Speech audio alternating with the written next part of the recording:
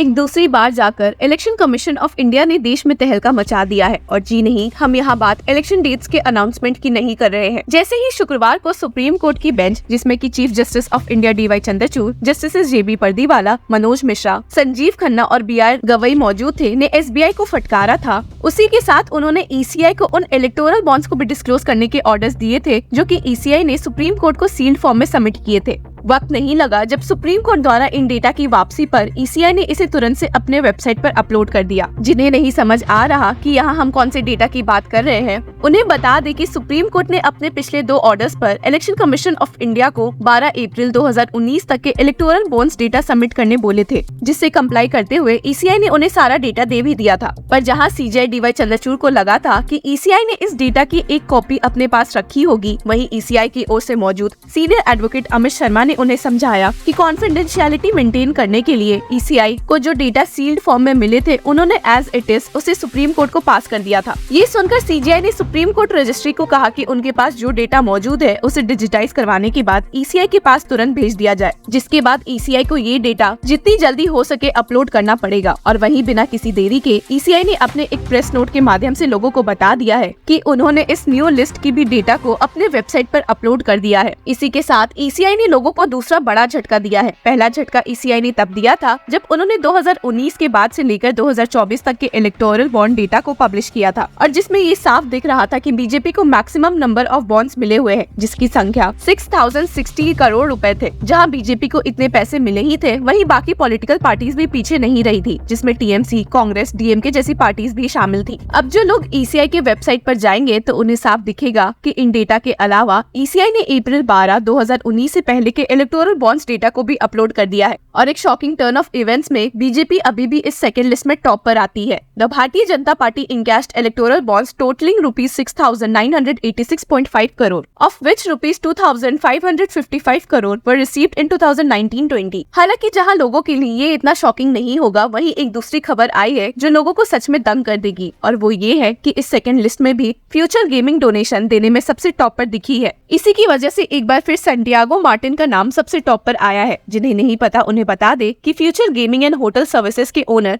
Santiago Martin है, जिसे lottery king of India भी बोला जाता है। एक और इंटरेस्टिंग बात ये है that Future Gaming was the first lottery company in India to facilitate the live telecast on TV of the draws conducted by various governments for lotteries distributed through them. जहां लोगों को शायद उम्मीद होगी कि टॉप डोनर ने BJP को ही donation ज्यादा दिए होंगे, वहीं चौंकाने वाली बात ये आई है कि ₹1368 के डोनेशन में फ्यूचर गेमिंग ने करीबन ₹509 करोड़ रुपए बीजेपी को नहीं बल्कि DMK को दिए हैं। जी हाँ, आपने सही सुना। Future Gaming, the top purchaser of electoral bonds, donated ₹509 crore to DMK through the scheme. Future Gaming of lottery king Santiago Martin was the biggest purchaser of electoral bonds at ₹1,368 crore, of which nearly 37% went to the DMK. Other major donors of the DMK included Mega Engineering ₹105 crore, Indian Cements ₹14 crore and Sun TV ₹100 crore। यहाँ अब तक हमने बात कर ली BJP को मिले सिर्फ donation की, और अगर डेटा पर जोर दे तो TMC और कांग्रेस पार्टीज ने भी बहुत कमाई की है। West Bengal Trinamool Congress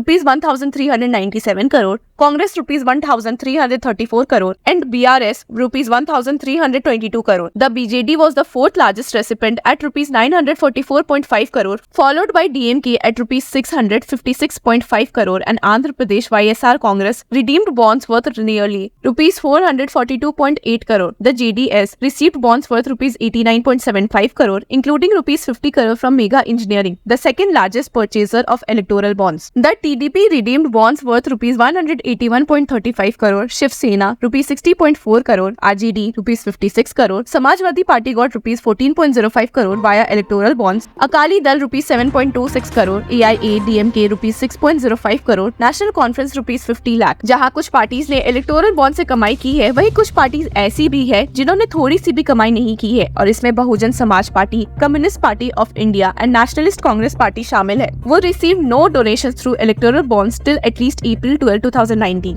Notably, CPIM has publicly claimed that it won't accept donations through the electoral bond scheme. आपको ये भी बता दे कि the DMK was among the few political parties to disclose the identity of the donors, while major parties such as the BJP, Congress, TMC and Aam Aadmi Party did not disclose these details to the Election Commission, which has now made public those findings as per a Supreme Court order. ECI की इस second list से वापस से एक बार लोगों ने union government को फटकारना शुरू किया है, ये कहते हुए कि उन्होंने ये इलेक्टोरल बॉन्ड स्कीम इसलिए ही तो लाई थी कि उनका भला हो सके। आपको बता दे कि electoral bond scheme was introduced in the finance bill 2017 during the union budget 2017-18 by then finance minister Arun Jaitley. और जहां लोगों को इस बिल के वे ऑफ प्रपोजल से भी दिक्कत थी, वहीं लोगों को ये स्कीम ही नहीं पसंद आया क्योंकि इसने पूरे पॉलिटिकल फंडिंग के मामले को ओपेक कर दिया था। हालांकि जहां यूनियन गवर्नमेंट को इतनी फटकार लोगों से मिल रही है, वहीं उन्होंने इस स्कीम को डिफेंड करने में कोई कसर नहीं छोड़ी है। Union home minister Amit Shah ने एक इंटरव्यू के दौरान कहा है कि जहां वे सुप्रीम कोर्ट के फैसले की पूरी रिस्पेक्ट करते हैं, वहीं ये स्कीम पूरी तरह से खत्म भी नहीं होना चाहिए था। Amit Shah stated, electoral bonds were introduced to end the influence of black money in Indian politics. Everyone has to accept the decision given by the Supreme Court. I fully respect the Supreme Court decision, but I feel that instead of completely scrapping the electoral bonds, it should have been improved. सिर्फ अमित शाह ही नहीं बल्कि union minister Nitin Gadkari ने भी कहा है कि electoral bond scheme को पूरी तरह से रिमूव करना would open the gates for black money and all parties should think about developing a better system. एक इंटरव्यू में नितिन गडकरी ने इलेक्टोरल बॉन्ड स्कीम को सपोर्ट किया है, which was developed when the late Arun Jaitley was the country's finance minister. Nitin Gadkari stated, "It is a fact that money is needed to contest elections. Every party needs that." सिर्फ यही नहीं, उन्होंने आगे ये भी कहा है कि this scheme was made with the idea that parties would get money through bonds and it will help push the economy if you want to make it number one. Gadkari ने ये भी सवाल कर लिया कि अगर PM Narendra Modi economically ambitious है तो उसमें गलत क्या है, and asked what was wrong with that. तो जहां एक और यूनियन इस स्कीम को अभी भी डिफेंड कर रही है और वहीं दूसरी तरफ जहां अपोजिशन उनकी खूब फटकार रही है, वहीं सुप्रीम कोर्ट में ये मामला अभी भी चल रहा है, जिसमें उन्होंने पिछले हियरिंग में एसबीआई को बॉन्ड्स के अल्फा न्यूमेरिक कोड नहीं देने के लिए खूब फटकारा था। तो इस हियरिंग में क्या हुआ और क्या सीजीआई ने वापस से एसबीआई को फटकारा है, ये देखने के लिए कीप फॉलोइंग लॉ चक्रा।